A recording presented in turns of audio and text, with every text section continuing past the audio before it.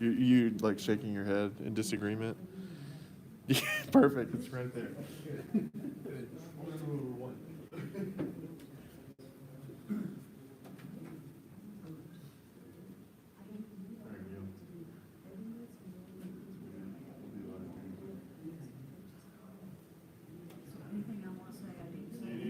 Or put it, keep it under wraps.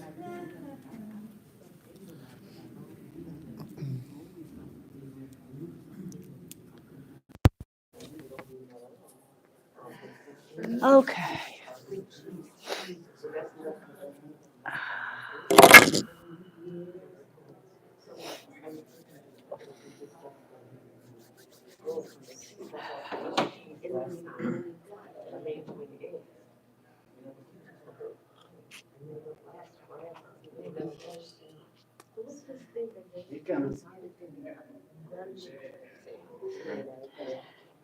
Do you want to submit a couple of photos for our art gallery on June the 7th?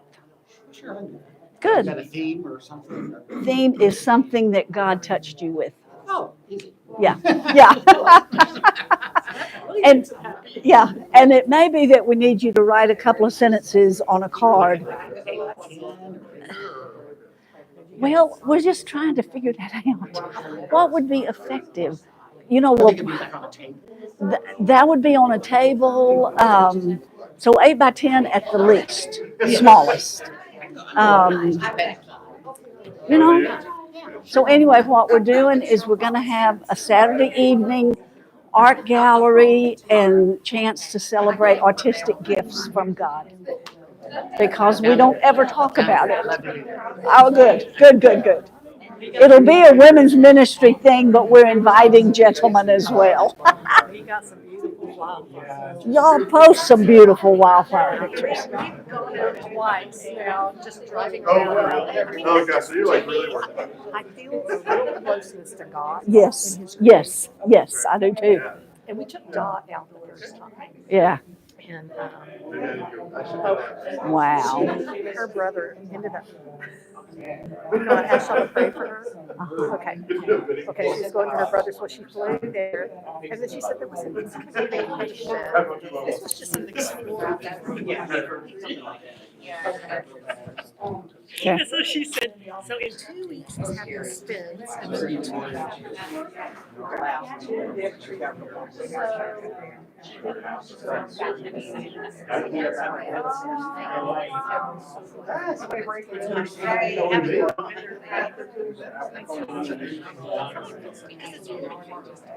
I mean, she's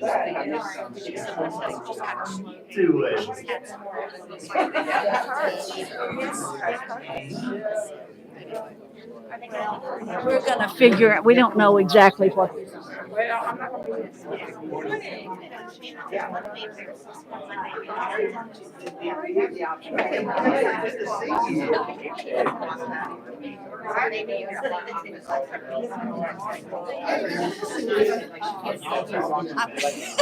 I will. I will. Okay. I had given it to the world and said artistic talent only belongs on that. It's the Renaissance. Shut the doors.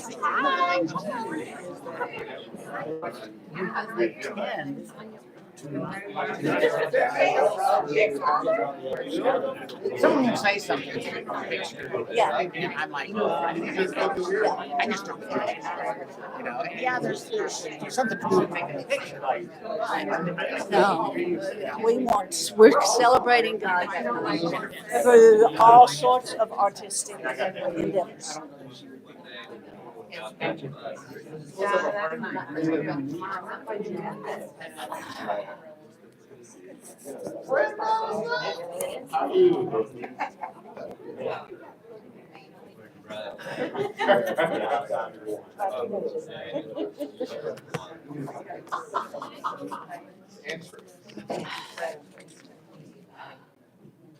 We're missing someone. Just no, we're missing someone. Co-presenter. Yeah. Okay, welcome, welcome, welcome. It's cool this morning. What is going on? I just put my jacket on. I know. You saw the reports that it snowed in Lubbock yesterday? It snowed. Crazy, crazy, crazy. So that is a marvel this morning. And how about the U of H Cougars? Wow. Wow, that was pretty awesome. Okay, welcome to our marathon lesson. This is the one we're doing. We're looking at 12 through 18, which means we're going to be moving fast, jogging a little bit, and I hope you had a chance to read it. There is so much in it that it's stunning. And so we're going to just be able to hit touches, okay? So as we begin, we ask the Lord to be here in our midst. We ask Him to fill us and open up our hearts and our minds and give us an understanding that is beyond ourselves, okay? So that's what we ask and beseech the Lord to come down and be with us through this hour. To begin, we're going to, David and I are just going to bounce back and forth and let you remember umbrella of what we're looking at today. Okay? Are you ready? Ready. 1, 2, 3, go. Chapter 12. Great signs are coming. A woman appears. She's about to give birth to a baby. The dragon comes up to destroy the child. Then war broke out in heaven. Michael and his angels fought the dragon, defeated him, and he was thrown down to the earth with his angels. Being thrown to the earth, the dragon persecutes the woman and wages war against her offspring. Chapter 13. A beast came out of the sea of chaos. The dragon gave the beast power and authority. The earth dwellers were amazed at the beast. The whole earth followed him. He blasphemed God. He waged war against the saints. This calls for faithfulness and endurance from the saints. And another beast comes up. He does great signs. He set up idols. And this calls for wisdom from the saints. The beast has a number. It is 666. Chapter 14. Then I saw the Lamb with 144,000 who had the Father's name on their foreheads. They sang a new song before the throne, a special song that only the redeemed could sing. There were angels flying overhead. The first one proclaimed, "Fear God, give him the glory." The second one said, "Babylon the Great has fallen." The third one proclaimed, "All who follow the beast will drink the wine of God's wrath." This calls for endurance from the saints. The next sign was the Son of Man with a sharp sickle in his hand. The time to reap the harvest has come. Chapter 15. The next sign was 7 angels with the 7 last plagues. But first, those who had won the victory over the beast sang. They sang the song of Moses. They sang the song of the Lamb.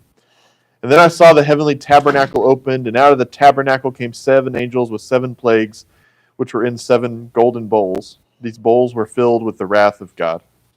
Chapter 16. Pour out those 7 golden bowls of wrath on the earth. First, there were sores on the earth dwellers. Second, the sea turned to blood. All life in the sea died. The third, the rivers and the springs became blood. The fourth, the sun scorched people with fire. The fifth, there was darkness. The sixth, the great river Euphrates, the birthplace of life, dried up. It became the place called Armageddon. The seventh, it is done. And a great earthquake split Babylon the Great. In chapter 17, then I was shown a woman sitting on a scarlet beast, covered with blasphemous names. She was adorned as if royalty. She held a golden cup that was filled with everything detestable. On her forehead a name was written, Babylon the Great, the mother of detestable things on the earth. And I saw that woman was drunk with the blood of the saints and with the blood of the witnesses to Jesus. The angel said to me, "The woman you saw is the great city that has royal power over the kings of the earth." Chapter 18, I saw another angel with great authority call out in a mighty voice, "It has fallen. Babylon the Great has fallen." Another voice said, "Come out of her, my people. The kings of the earth will weep and mourn. The merchants and the seafarers will weep and mourn. Woe to the great city." Then a mighty angel picked up a stone like a large millstone and threw it into the sea, saying, "In this way, Babylon, the great city, will be thrown down violently and never be found again. The sound of harpists, musicians, flutists, and trumpeters will never be heard in you again. No craftsman of any trade will ever be found in you again. The sound of a mill will never be heard in you again. The light of a lamp will never shine in you again. And the voice of a groom and a bride will never be heard in you again. All this will happen because your merchants were the nobility of the earth, because all the nations were deceived by your sorcery. In her was found the blood of prophets and saints, and all of those slaughtered on the earth. Welcome. Okay, so what we're going to do is we're going to rewind the tape all the way back to chapter 12 and then work our way again. We wanted to begin with this overview so you kind of get a grasp on what we're going to be covering today. Well, Gail wrote all of that. That was great. So we're going to go back into chapter 12. And I hope I'm not the only one who's experienced this. But have you ever had one of those dreams where, like, as you're remembering it the next day, it's like, that was really weird. It made sense in the moment, but right now that is completely bizarre. Like, I was driving the car, but the car was also somehow my dad. Like, you know what I'm saying? But it makes sense in the moment. Like, yeah, of course my dad's a Corvette, whatever. And that's kind of what we have going on here in Revelation 12, especially around this woman that appears. Okay, and so I want us to spend some time thinking together, who is this woman? And we need to start from a place of, there are multiple correct answers here, right? Because it shifts as we read. But who is this woman in chapter 12? She got wings She has wings. Yeah. to rise up away from. To escape the dragon, right? Yeah, that's chasing her. That's right. She's a mother. She's a mother. Yeah, that's right. In fact, I mean, that's how she's introduced, right? She gives birth to this child. I mean, there's some obvious parallels to Mary. Right. You know, her, obviously giving birth, and then, going away to Egypt, all of that. So there's, whether that is Mary or not, there's certainly some hints that there's some similarities. Absolutely. I mean, yeah, this child that she gives birth to is described from the in the words of Psalm 2. She'll give birth to a son, a male child, who will rule all the nations with an iron scepter. Right? This messianic prophecy from Psalm 2. And so, okay, whoever this person is, give birth to Jesus, right? That's who we're talking about. So obviously Mary is part of this picture. That's part of who we're supposed to be imagining here. And I think that's probably the starting place. Like, we read this, and we're like, oh, it's Mary. Okay, I get what's going on here. And then we keep reading. It's like, oh, there's more going on here, maybe. It's Israel, right, yeah. Because there is a sense in which Israel is the mother of Jesus, right? And it's from Israel that Jesus comes. Jesus is Israel's Messiah. And as we read this story, not only does it mirror Mary's journey, it also mirrors Israel's journey through the desert, being chased by a powerful enemy. I mean, all of that mirrors Israel's story as well. What else could it be? And protected for these represented amounts of time. Right. Receiving protection. Yeah, all along the way, there are these moments where, okay, the dragon's not going to get you. The dragon's not going to get you, right? Or if the dragon is attacking you, it's not going to last forever. Right? The daughter of Zion. The daughter of Zion. Okay, say more about that. So, who ultimately was able to produce the son that would crush the head of the serpent. Yeah.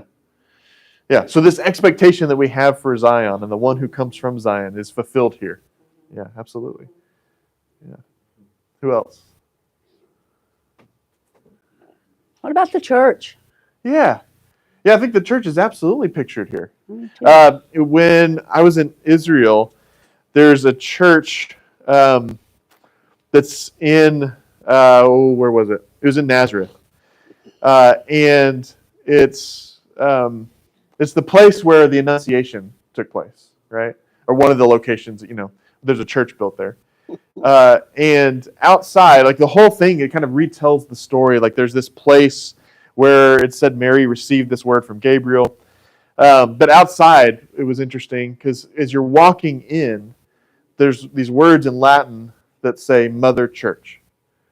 Right? That we're telling a story about Mary, but it's bigger than that. That all who enter this place, all who are faithful to Christ, have for themselves a mother, and that mother is church, right? It is from the church that all of the followers of Jesus are born, right? And I know that's my experience. This is the life, my spiritual life was given to me by the church, right? It is in a very real sense, my mother, in a spiritual sense. Okay, so yeah, the church is there too. What else could this mother represent?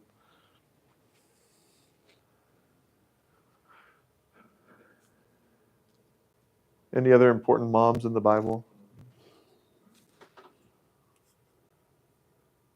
What about the very first one? Yeah, I think there's a bit of Eve here too, right? Except this mother is not giving birth to all living things. It's like giving new life to all living things, right? It's the renewal. There's like a birth pain. Yeah.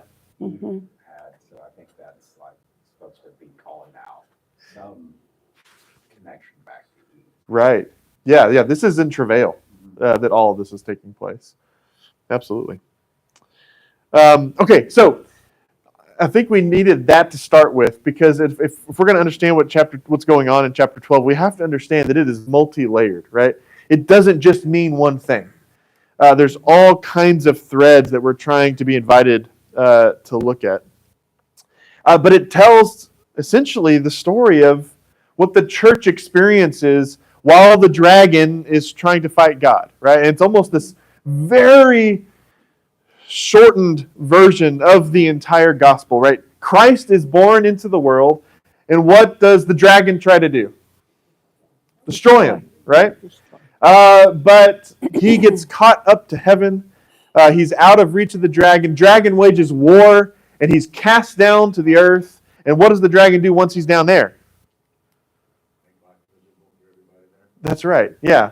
Like, okay, I can't touch the mother, and I can't touch the son, but I can touch all of her offspring. I can touch those who call themselves faithful to Christ. I can touch the offspring of this mother. And so I'm going to go chase them and make their lives miserable. And then we transition into chapter 13. Because even though the battle is won, ultimately, Dragon's going to keep fighting. Dragon's going to find a way to consume as much as he possibly can before the end. And then we are introduced to these beasts in chapter 13. Now, I kind of want to read through this again just in little snippets because there's certain points that I think are really important for us to see. This is verse 1, chapter 13. The dragon stood on the shore of the sea, and I saw a beast coming out of the sea. It had 10 horns and 7 heads, with 10 crowns on its horns, and on each head a blasphemous name. The beast I saw resembled a leopard, but had feet like those of a bear and a mouth like those of a lion, which all of those sound, I would not be able to tell any of that apart, which is interesting. Like those are all crazy, scary animals that look similar. The dragon gave the beast his power and his throne and great authority. Okay, right there. The dragon is not in this alone. And it's as if he is trying to, like he's like the board of trustees who was appointing a CEO to do his dirty work, right? Like, okay, I'm really standing back here, but I'm going to find someone else to come in and do exactly. I'm appointing them. I'm empowering them to do the work I am already trying to do. But you're not going to see me so much. You're just going to be seeing this beast at work. And look at what this beast does. He's empowered in all these ways.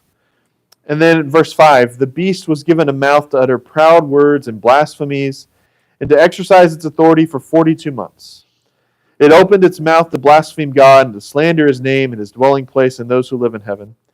It was given power to wage war against God's holy people and to conquer them. And it was given authority over every tribe, people, language, and nation. It's that piece in verse 7 that I just read. It was given power to wage war against God's holy people and to conquer them. What is this beast tasked to do? Persecute the church. Yeah, wage war. There's violence here. There's domination here. There's oppression here that this beast is empowered to do. And here's the thing. There's always a beast at work, right? When you think about Ephesians 6, what does Paul say there? You put on the armor of God, again, because this is war. We put on the armor of God, but we have to keep in mind our battle is not against what? Flesh and blood. It's against the powers, the authorities, the dark powers of this age. Okay, there's something standing behind what we see with our visible eyes because the dragon has put a beast in charge. We can see the beast. In fact, there's clues here that point to, I think, Nero being the beast that's referred to. This fatal wound, there's this legend about Nero being fatally wounded but coming back to life. I think it's pointing to this Roman emperor, right? But who's standing behind the one exercising the power? Satan. It's Satan. It's the dragon that is standing behind that. Which is something I think we have to take seriously because, like Paul says, there's different strategies for trying to wage war or survive a war with the dragon that's coming after you than in other kinds of wars. Let's show you this picture. What do you see here? Yeah, the statue's presented in what kind of fashion? Like what is it representing? Nazism, fascism. Yeah.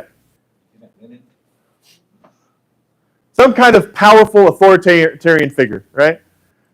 And the next one coming up, right? Right. Yeah, they pull it down, and then what's right behind it? And I like the way and Thomas Merton, I don't know that he knew this picture, but he describes it perfectly. Oh, I have the quote over here. I thought I was on the PowerPoint. He says this, a revolution, that's what we're seeing, right? A revolution. A revolution is supposed to be a change that turns everything completely around. But the ideology of political revolution will never change anything except appearances. There will be violence, and power will pass from one party to another. But when the smoke clears and the bodies of all the dead men are underground, the situation will be essentially the same as it was before. There will be a minority of strong men in power, exploiting all the others for their own ends. There will be the same greed and cruelty and lust and ambition and avarice and hypocrisy as before. Right? I mean, this is the story of world history, right? You can sum it all up right here. Revolutions come and go, power comes and goes, but right behind it, it's the same thing. Why? Well, Revelation 13 has an answer, because behind all of this is another power. There's a dragon standing behind this that we often don't see, but is pulling the strings, is the puppet master, making sure that the lust and ambition and avarice and hypocrisy, all of that continues. It has a different look. There's someone else put in charge. There's a different puppet that is doing all the talking, but the one moving the hand's the dragon the whole time.